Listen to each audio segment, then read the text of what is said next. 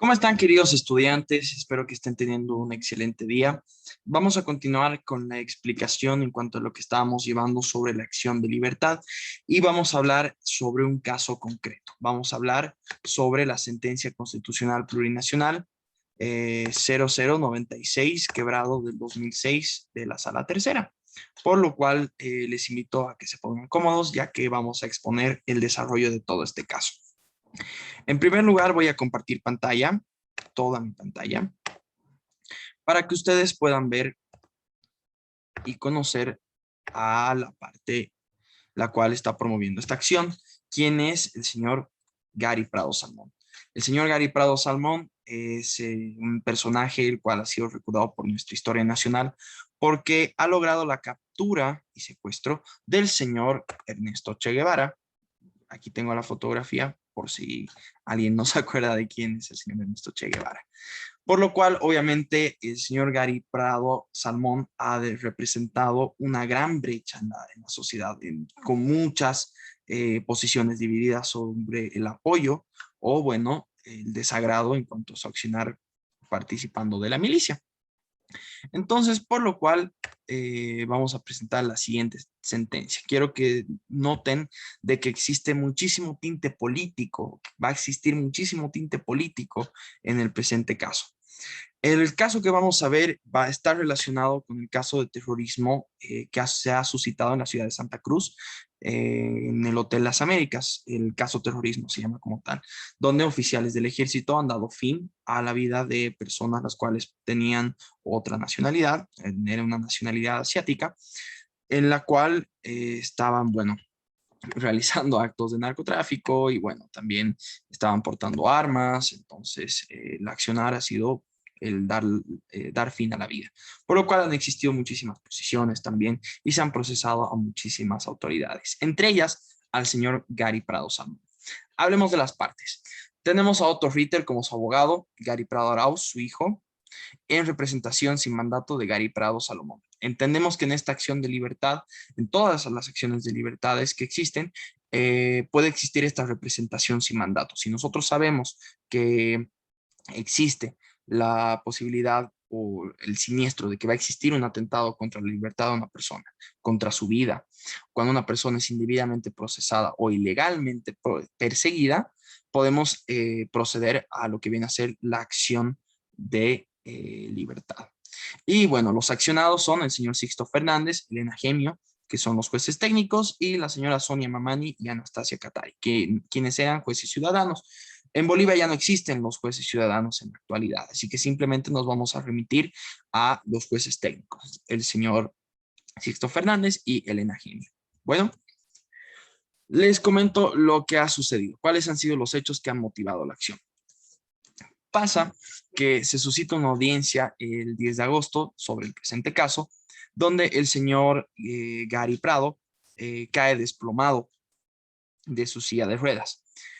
Bueno, falta explicar que el señor Gary Prado es una persona a la cual se encuentra discapacitada de poder movilizarse de manera propia por su cuerpo, sino que es dependiente de una silla de ruedas, por lo cual muchos sabremos que las personas que dependen de estas herramientas para movilizarnos, obviamente nos representan muchas dificultades a lo largo, por lo cual eh, este ha sido el caso. En plena audiencia, el señor Gary se desmorona, sufre un cuadro clínico, por lo cual es remitido a la Corporación del Seguro Social Militar, vale decir COSMIL, donde existían escaras por decúbito. ¿Qué son las escaras por decúbito? Las escaras por decúbito vendrían a ser aquellas llagas que se forman en la piel cuando una persona está mucho tiempo sentada. Eh, Vale decir que esta persona ya estaba sufriendo un cuadro clínico severo, por lo cual es intervenido quirúrgicamente un 20 de agosto e indica el examen postoperatorio que la persona debe estar en la posición de decúbito ventral, pasado mucho tiempo, y bueno, también en posición de reposo, pero lo más importante es que tiene que estar totalmente destapado para que las heridas cicatricen. Y bueno, obviamente este reposo tiene que ser guardado por 90 días. Bueno, sin ningún pensamiento crítico o bueno, un poco de humanidad, el señor Sixto Fernández, Elena Gemio, los jueces que forman parte de tal proceso, indican un nuevo señalamiento de audiencia para el 7 de septiembre. Imagínense, ni siquiera un mes de la operación, en la cual obviamente la persona tendría que estar acostada de pecho y obviamente con la parte de atrás totalmente destapada. Imagínense cómo esta persona va a estar en esta audiencia, por más virtual que sea, en qué situación va a estar, porque obviamente tiene que existir un grado en el cual se debe garantizar la seguridad de que la persona está escuchando el proceso, por eso va a haber un tercero, y bueno, que el internet no se corte, y obviamente van a complicar muchísimo a una persona que también es de la tercera edad. Entonces, es por eso que se da, en primer lugar, eh, se acude en primera instancia, obviamente, al Tribunal de Garantías, donde la parte accionante indica de que lo mismo que les indicaba, tenemos una persona de 76 años, existe una gran oposición a los medios tecnológicos porque para el 2016 aún no contábamos con un internet estable, bueno, que existe el derecho a la privacidad, el derecho a la honra.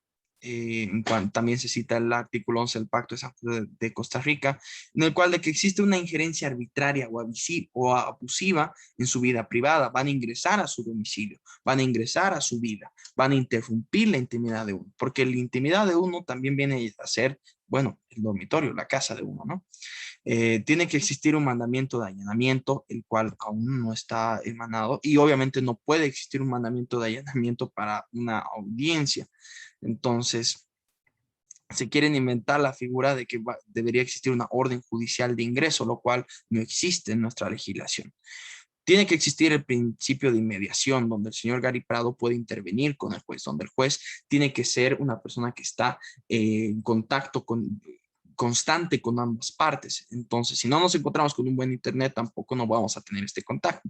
Y bueno, también citamos la Convención Interamericana para la eliminación de toda forma de discriminación con personas de discapacidad. Existe un trato discriminatorio a esta persona, ya que no se toma en cuenta su condición física para seguir con el proceso.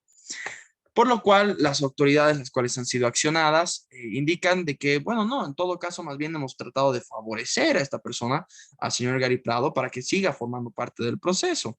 Es más, nosotros hemos ordenado a que se lo remita en la clínica Cosmil, que era lo que ellos indicaban. Nosotros hemos dispuesto sus traslados. ¿Cómo no vamos a querer velar por la seguridad o la vida de esta persona? No existe ningún tipo de animadversión. Obviamente tenemos que garantizar el desarrollo de un juicio oral. Tenemos y nosotros vamos a proseguir con la instalación de un equipo de videoconferencias para que la señal y el juicio oral se ha llevado a cabo de manera dinámica, efectiva, que no existan cortes y bueno, que él no se encuentra en ninguna discapacidad mental, por lo cual él puede tranquilamente participar en el juicio oral y bueno, él puede estar acostado y ver la cámara, tal cual lo que acaban de escuchar. Eso ha sido presentado como, bueno, el descargo de los accionados. En cuanto a la resolución del Tribunal de Garantías, que conocemos que es una instancia previa allá al Tribunal Constitucional, deniega la tutela solicitada, indicando de que, claro, los supuestos actos lesivos denunciados por el accionante no van a registrar, no restringen los derechos a la honra, a la intimidad. Tampoco se demuestra que la vida del acusado se encuentra en peligro, lo cual aquí quiero recalcar de que una persona que está en estrés, después de un estado postoperatorio, no puede formar parte de un juicio oral, porque bueno, también recordemos que es una persona mayor de edad. Entonces, aquí no estoy nada de acuerdo con la resolución. Indica de que no se demuestra la vulneración al debido proceso y que se debe acudir a la justicia constitucional a través de la acción de amparo constitucional, que es muy distinta a la acción de libertad. Nosotros sabemos que la acción de libertad es mucho más efectiva, es mucho más rápida, ¿no? De todos modos, tal motivo es que el cual va a pasar en revisión al Tribunal Constitucional. Pasamos a los fundamentos jurídicos del fallo. Se indica que no se considera su estado de convalecencia. El tribunal indica de que no se ha considerado su estado de convalecencia. El tribunal también indica de que se va a exponer su imagen, el cual va a estar recostado en posición de decúbito ventral y va a estar semidesnudo, obviamente afectando su derecho a la integridad, a la dignidad, a la intimidad. Y bueno, obviamente teniendo las autoridades ahora demandadas la facultad de separarlo del juicio oral conforme a lo previsto del artículo 336 del Código Procesal Penal, no lo hicieron. Y por el contrario, en lugar de evaluar su condición de persona con discapacidad en el proceso, soslayan por completo la misma. Obviamente existe también, como ya habíamos indicado, la vulneración al principio de inmediación. Entonces podemos ver que aquí ya el tribunal pone las cartas sobre la mesa indicando de que va a existir una tutela. La tutela del derecho a la vida a través de la acción de libertad. Pasamos a un análisis de la sentencia 0257 del 2012, en la cual indica de que no se va a reconocer cualquier forma de vida, sino únicamente la vida digna. Es decir, la vida acompañada de manera integral al ser humano en su integración social, es decir, en la salud. Entonces, va a existir este tema de que no se reconoce la vida como tal, se reconoce la vida digna. La única vida que se debe reconocer es la vida digna. Si una persona no vive de manera digna, va a intervenir el Estado para que esta persona viva de manera bien, pues, perdón, tenga dignidad y se promueva lo que viene a ser el vivir bien. Hablamos directamente a lo que viene a ser el derecho a la dignidad. La jurisprudencia reiterada, lo que ya indicaba el tribunal, vuelve a citar la sentencia 0338 del quebrado 2003, indicando que toda persona, por su sola condición de ser un ser humano, para que se la respete y reconozca como un ser dotado de un fin propio y no como un medio para la consecución de fines extraños o ajenos a su realización personal. Vale decir que en cuanto al tema de la dignidad, nosotros como humanos tenemos un propósito y nosotros no podemos ser usados como un objeto, por lo cual existe la tutela del Estado también para que al existir la vulneración al derecho de la dignidad, el Estado responda de manera inmediata. Y es aquí lo que estábamos hablando. Supuesto de activación de la acción de libertad ante un procesamiento ilegal o indebido, lo cual yo también indicaría de que existe un peligro inminente de la vida y obviamente de la misma libertad, por el hecho de que esta persona tiene que estar en su dormitorio, en su cama, y no puede ser vulnerado en su propia intimidad. Entonces, lo que indica es que en la audiencia, en la sentencia 1865 del 2004, el 1 de diciembre, que se indica de que a no ser que se constate que a consecuencia de las violaciones al debido proceso invocadas, se colocó al recurrente en absoluto estado de indefensión, lo que no le permitió impugnar los supuestos actos ilegales. Vale decir que ya se llevó a cabo un procedimiento el cual se ha solicitado a los jueces que se posponga la fecha de la audiencia cuando la persona ya pueda estar presente, y también se ha acudido a un tribunal de garantías donde no se ha podido dar lugar a la tutela. Entonces vemos que ya se puede activar esta acción de libertad. Pasamos a la siguiente sentencia constitucional, que es la 0619 del 2015, que es el acto lesivo vinculado con la libertad en estado de indefensión. Obviamente estamos viendo el por qué procede lo que viene a ser esta acción de libertad. Y bueno, pasamos a final con la sentencia constitucional 0839 del 2012, del 20 de agosto, indicando que el procesamiento indebido es la causa directa de la supresión o restricción al derecho de la libertad física o de la vida misma. Como verán, estamos cumpliendo muchísimos, bueno, yo diría hasta 3 de los 4 requisitos, los cuales forman parte de la activación de la acción de libertad. Entonces, pasamos al análisis concreto del caso. No puede, va a existir una indebida instalación de medios técnicos en su domicilio. Va a existir la vulneración de su domicilio.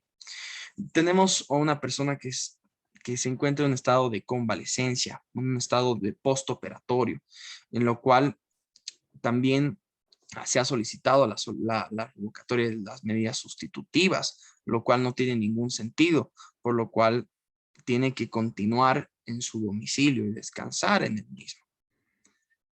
Vamos a también citar la sentencia constitucional plurinacional del 1087 del 2012, indicando que las autoridades judiciales no pueden calificar el estado de salud. Un juez no es quien para determinar si una persona está sana o está enferma, son los peritos, y obviamente tienen que ser peritos los cuales cumplan con la justicia. por lo cual tienen que ser peritos de fiar, peritos los cuales sean probos en su accionar.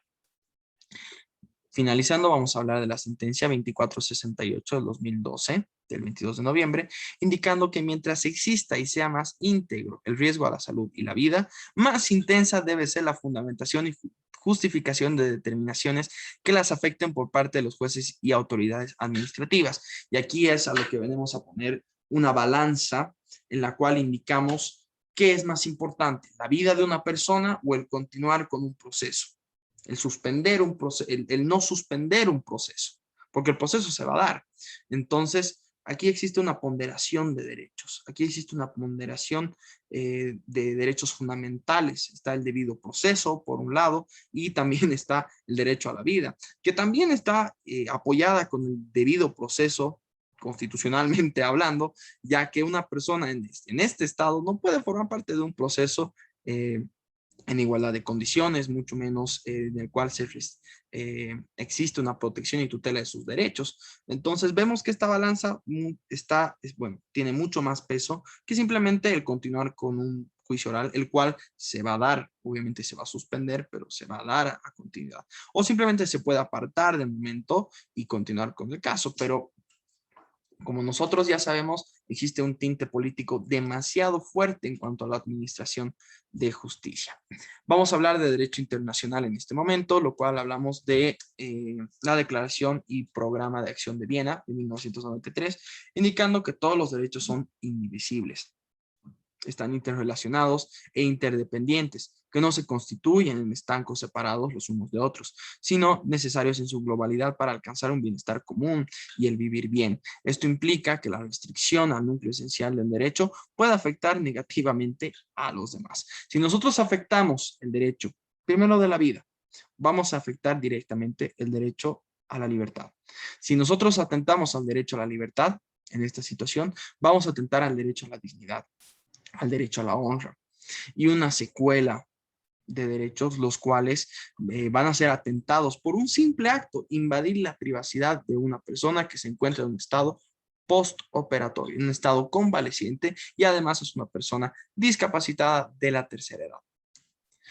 Entonces, toda persona tiene derecho a elegir cómo uno va a ser visto en público, lo cual implica una decisión totalmente personal. Si yo decido en este momento utilizar mi terno, mi corbata para tener mucha más formalidad en la clase, es decisión propia. Y obviamente todo en el marco del respeto. Pero si yo me encuentro en un estado postoperatorio en la cual tengo que estar totalmente desnudo y dar la clase, voy a preferir no encender mi cámara. Entonces, y eso es algo lo cual nadie puede indicarme u obligarme a que encienda mi cámara para que yo me muestre en un estado vulnerable como tal. En segundo lugar, el ingreso al domicilio no es una medida que se encuentre respaldada por la norma procesal alguna, y es lo que les indicaba. Solo para ingresar al domicilio de una persona va a existir lo que viene a ser un acta de allanamiento ordenada por el fiscal, pero ya estamos en un juicio oral, ya no existe una orden de allanamiento, ya no existen elementos probatorios dentro de la casa. Entonces, ¿cómo van a poder entrar a la casa? ¿Con qué medida legal van a poder entrar a la casa a instalar estos equipos de tecnología para llevar a cabo un juicio oral filmado? Y es más, va a estar un tercero viendo. Entonces, no existe ningún tipo de correlación. En consecuencia, el Tribunal de Garantías Constitucionales deniega la tutela solicitada. No se aplica de manera correcta los alcances de esta acción tutelar. Entonces, ¿qué pasa? ¿Qué indica el Tribunal Constitucional frente a esta decisión del Tribunal de Garantías? Absolutamente lo contrario.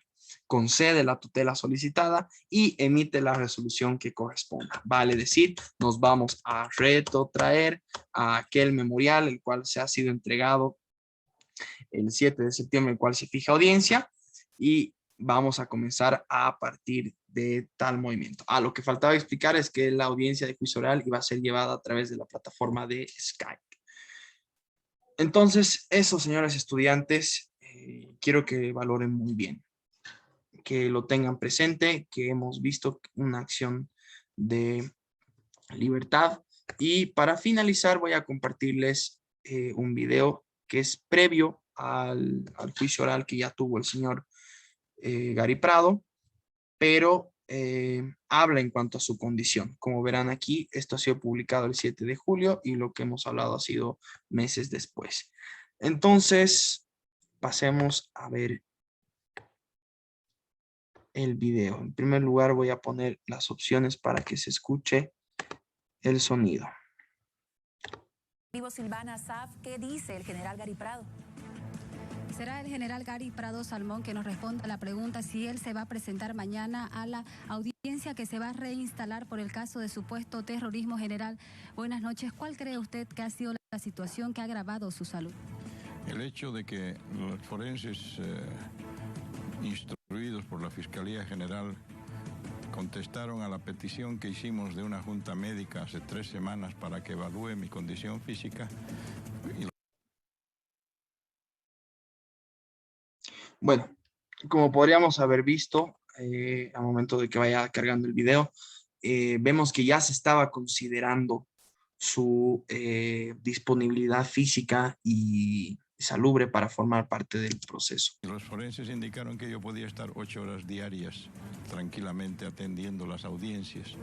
Y el resultado ha sido que en el segundo día se ha producido una situación que se han abierto otra vez mis heridas por el manipuleo, trasladarme de la silla a una camilla, etcétera. De manera que ahora, esta mañana he ido donde el médico y me ha dicho que me quede quieto. Yo mañana no voy a asistir, pero mis abogados han presentado una solicitud para una nueva junta médica, pero esta vez con peritos fiscales debidamente acreditados. ¿Cuál es el diagnóstico que ha brindado su médico, el último diagnóstico? El último diagnóstico es decir que hay un riesgo inminente de una infección generalizada si sigo yo con estos afanes y que eso puede derivar en una septicemia que en la mayoría de los casos es mortal. ¿El estado en el que usted se encuentra, cree que se le están dando las condiciones para asistir a una audiencia? Nunca se han dado las condiciones desde el primer día. Le pongo un ejemplo de lo más corriente.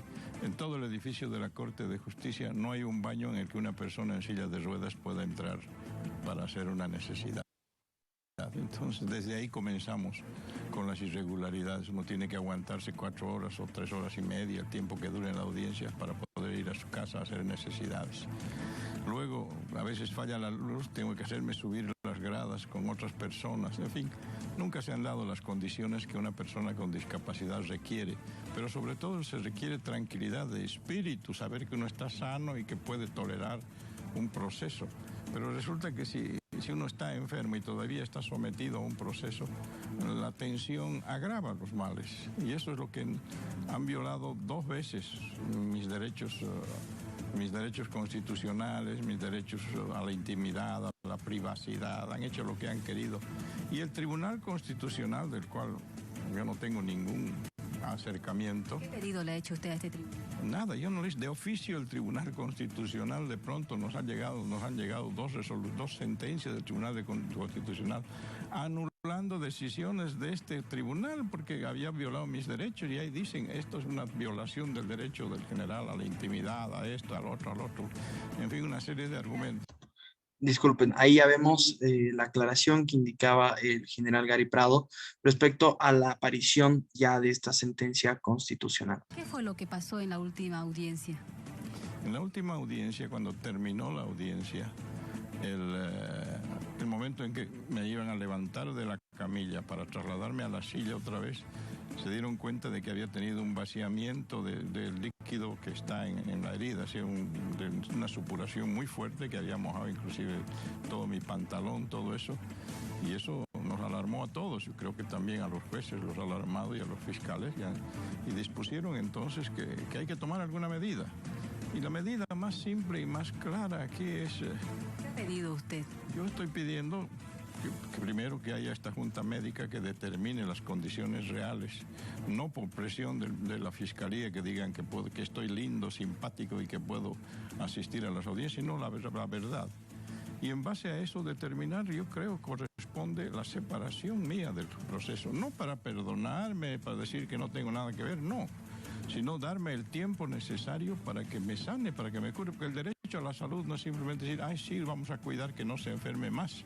El derecho a la salud es decir, facilitar las condiciones para que uno se sane.